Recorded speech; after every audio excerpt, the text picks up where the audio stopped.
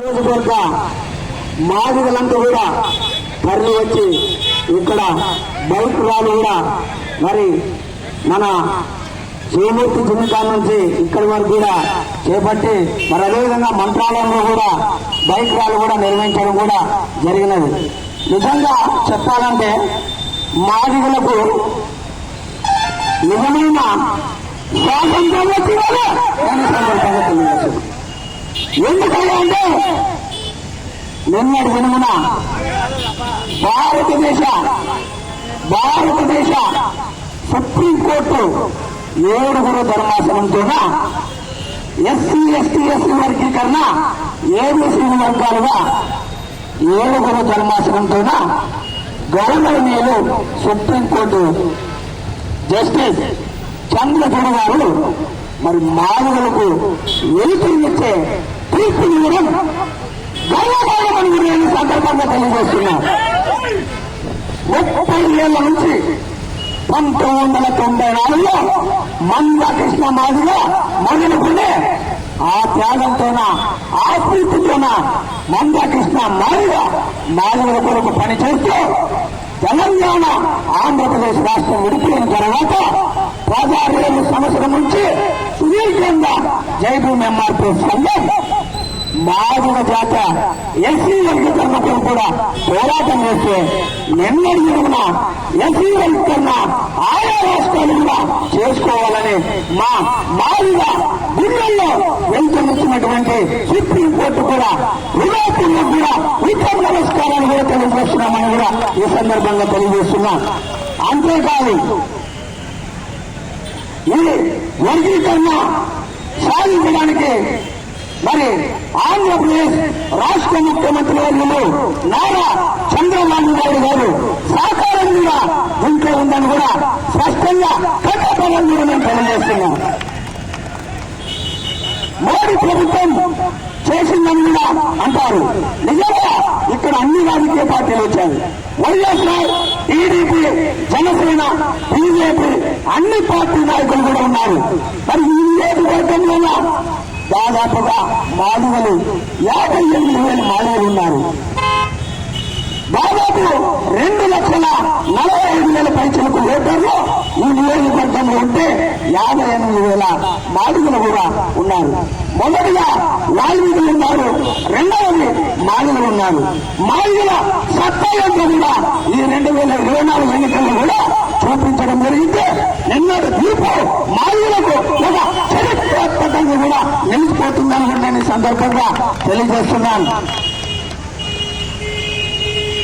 ఈరోజు ఈ తీర్పు మరి నేను ఎన్నో జాతికి త్యాగం చేసి నన్ను ఎంతో ఉన్నత పేదింటి కుటుంబంలో పుట్టినప్పటికీ కూడా ప్రైవేట్ రంగంలో కూడా అసిస్టెంట్ ఇంజనీర్ గా నేను పనిచేసి నా జాతి మేలుకోవాలని, నా జాతి బాగుపడాలని కూడా నేను ఆ ఉద్యోగాలకు కూడా రాజీనామా చేసి ఏబీసీ వర్గీకరణ సాధించాలనే దిశగా నేను పనిచేస్తే ఈ రోజు అది నాకు జీవితంలో కూడా నాకు మరి ఒక నిజంగా మరి ఏం చెప్పాలో కూడా నాకు తెలియదు. కానీ ఒక నిజంగా నా జాతి కంటే కూడా ఒకటి సాధించాలని కూడా నా గుండెల్లో నా మనస్ఫూర్తిగా కూడా నేను సంతోషాన్ని కూడా వ్యక్తం చేస్తున్నానని కూడా నేను సందర్భంగా తెలియజేస్తున్నా.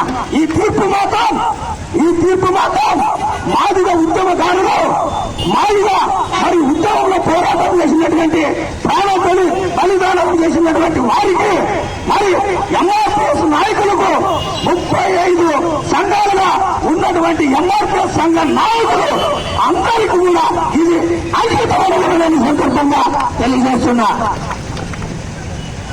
అంతేకాదు ఈ ఎమ్మెల్యే నియోజకవర్గంలో మాదిగలు సత్తా అంటే కూడా మరి రాబోయే రోజుల్లో రాష్ట్రాధికారంలో కూడా నడుపుపించాల్సిన అవసరం మనపై కూడా ఉందని సందర్భంగా తెలియజేస్తున్నాను.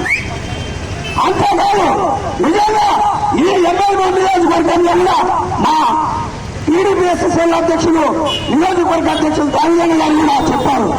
దాదాపుగా మన మాదిగలకు ఏ సమస్య వచ్చినా కూడా ఇక్కడ ఎమ్మెల్యే నియోజకవర్గ శాసనసభ్యులు డాక్టర్ బివి జయనాథ్ గారు అయితే మరి ఎప్పుడు తలుపులు కలిసే ఉంటామని కూడా అన్నగారు కూడా చెప్పడం కూడా జరిగింది. నిజంగా ఎన్నో శాసనసభ్యులు పివి జయరాజశేఖర రెడ్డి గారు కూడా మా మానవీయులను కూడా మేము నడుస్తున్నందుకు, మా సమస్యలు కూడా పరిష్కారం లేకుండా ఐదు వేస్తున్నందుకు కూడా మాను ప్రత్యేకంగా కూడా మీకు కూడా అభినందనలు కూడా తెలుపుతున్నామని కూడా నేను సందర్భంగా తెలియజేస్తున్నాను. పార్టీలు ఏమైనా కలిసి చూడకండి, ఏ పార్టీలో ఉన్నప్పటికైనా లేదా మన లక్ష్యం అంటే ఒకటే. కాబట్టి ఆ లక్ష్యం కొరకు అందరూ కూడా చేతులు కూడా పనిచేశాము. రాబోయే రోజుల్లో కూడా ఇంకా చేయాల్సింది కూడా చాలా ఉన్నాయి. కాబట్టి వాటి విషయంలో కూడా అందరూ కూడా ముందు నడచాలని కూడా సందర్భంగా తెలియజేస్తూ, ఈ సుప్రీంకోర్టు తీర్పు మానవసేవలు ఎంతో అధైర్యపడుతున్నారు. మీరు అధైర్యపడద్దండి. మనం అన్నదానంలో రాజ్యాంగ జనాభా నివాస ప్రకారమే సుప్రీంకోర్టు తీర్పిచ్చింది. మీ వాటా మీరు ఉంది, మీకు 6% అయితే మన మాదిగ జాతి ఉపకులాలకు 7%. కాబట్టి సమాన వాటను కూడా మనం అన్నదమ్ములు కాబట్టి పంచుకున్నాము.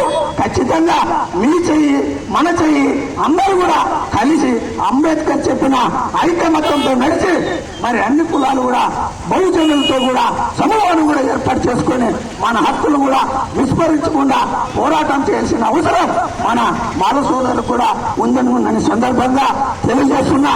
మేము జైబీ ఎంఆర్పీ సంఘం మాదిగా మరి అదేవిధంగా పురోజంగల ఎరుకుల మాల సోదరులు కూడా మేమెప్పుడు కూడా పని చేయడానికి కంకణ పట్టుకొని కూడా మేమెప్పుడు నిలబడి పోరాడతామని కూడా ఈ సందర్భంగా నేను తెలియజేస్తున్నా. ఎవరు కూడా అధైర్యపడతానికి మాల సోదరులు మనమంతా సోదరభావం కలగాలి. మీ పైన ఎరుకుల వాళ్ళ పైన మాల వాళ్ళ పైన మీకు ఈ వాళ్ళగా మీ కొడుకులు పోరాటం చేస్తుందని నేను సందర్భంగా తెలియజేస్తున్నా. కాబట్టి మీరు ఎలాంటి మనస్పర్ధలు కూడా పెట్టుకోవద్దండి. కలిసి మనమందరూ కూడా నడుము బిగిద్దాం, భావితరాలకు కూడా బాటలు వేద్దాం అని కూడా ఈ సందర్భంగా తెలియజేస్తూ, చివరిలో నేను ఒక్క నిమిషం కూడా తెలియజేస్తున్నా. రాబోయే రోజుల్లో మనవాడిలో మన రాజ్యం కూడా తీసుకురావడానికి కూడా మనమంతా కూడా మరి గట్టిగా పోరాటం చేయాలని కూడా ఈ సందర్భంగా తెలియజేస్తున్నా. మనవాడిలో బొమ్మకేమి సర్పంచ్ నిలబెట్టింటారు, నడిచేదేమో వేరే వాళ్ళని. దాన్ని కాకోకుండా మనవాడిలో మన రాజ్యాన్ని కూడా తీసుకురావడానికి కూడా మనమంతా కూడా ఉద్యమాలు కూడా చేయాలి. అదేవిధంగా రాబోయే రోజుల్లో ఈ ఎమ్మెగనూరు నియోజకవర్గంలో ఎటువంటి సమస్య మాదిగలకు కానీ ఎస్టీ వాళ్ళకైనా వచ్చిన మా జేబీ ఎంఆర్పీఎస్ నాయకులందరూ కూడా ఇక్కడే ఉంటారు. ఖచ్చితంగా మీ కొరకు కూడా పనిచేస్తారని కూడా ఈ సందర్భంగా తెలియజేస్తూ, 2 రాష్ట్రాలు తెలంగాణ, ఆంధ్రప్రదేశ్ 1,38,78,078 సంఖ్య మాదిగలు ఉన్నారు అని నిన్న సుప్రీంకోర్టు కూడా తీర్పు ఇవ్వడం కూడా జరిగినది. మరి ఆంధ్రప్రదేశ్లోనూ దాదాపు 75 లక్షలు కూడా మాదిగలు ఉన్నారు. కాబట్టి ఇంత సత్వైన మాదిగల సంఖ్య మనం ఉన్నాం కాబట్టి రాజకీయంలో కానీ సమస్యలు కానీ మీరు బెదరకండి. ఖచ్చితంగా అంబేద్కర్ అనేది మనకి రాజ్యాంగం ఇచ్చాడు. ప్రతి ఒక్కరు కూడా చట్టం పట్ల కూడా అవగాహన కల్పించి మరి నిజంగా మనపైన వివక్షత చూపించే వాళ్ళు కానీ మనపైన దాడులు చేసేవారికి కానీ గుండెల్లో రైలు పరిగెత్తించేంత వరకు పోరాడతామని కూడా నేను సందర్భంగా తెలియజేస్తున్నాను. కాబట్టి మిత్రులారా, ప్రతి ఒక్కరు కూడా మన ఉద్యమం ఇంతటితోనే ఆగలేదు. మన ఉద్యమాలు కూడా రాబోయే రోజుల్లోన మన హక్కులను కూడా విస్మరిస్తుంటాయి. కాబట్టి వాటిని కూడా పోరాటానికి కూడా మనమంతా కూడా చేయగల కలుపుతూ ఈ ఎస్సీ వర్గీకరణ, ఏబిసిడి వర్గీకరణ అనేది కూడా ఆల్రెడీ మన మాదిరి జాతిలోన ఆల్రెడీ ఎదిగిన వాళ్ళే ఉన్నారు. నేను ఒక్క విషయం కూడా ఈ విషయం తెలియజేస్తున్నాను. పీయూష్ గోయల్ గారు కూడా, జస్టిస్ పీయూష్ గోయల్ గారు కూడా నిన్న ఒక్క మాట కూడా చెప్పారు. అది మన జేబీ ఎంఆర్పీ సిద్ధాంతాల్లో కూడా ఉండడం కూడా జరిగినది. ఒక టీచర్ ఉంటే, ఒక డాక్టర్ ఉంటే, వీళ్ళు ఇంజనీర్ అంటే ఆ టీచర్ కొడుకులే టీచర్లు అవుతారు, టీచర్ కొడుకులే ఉద్యోగాలు వస్తాయి. ఇంజనీర్ అంటే ఆ ఇంటి కుటుంబంలోనే వాళ్ళకే వస్తుంది. మరి సామాన్య కుటుంబంలో రోజు కూలీ నాలి చేసుకొని చదువుతున్న వ్యక్తులకు వాళ్ళకి ఉద్యోగం రాదు. ఎందుకంటే వాళ్ళకి ఆర్థిక పరిస్థితి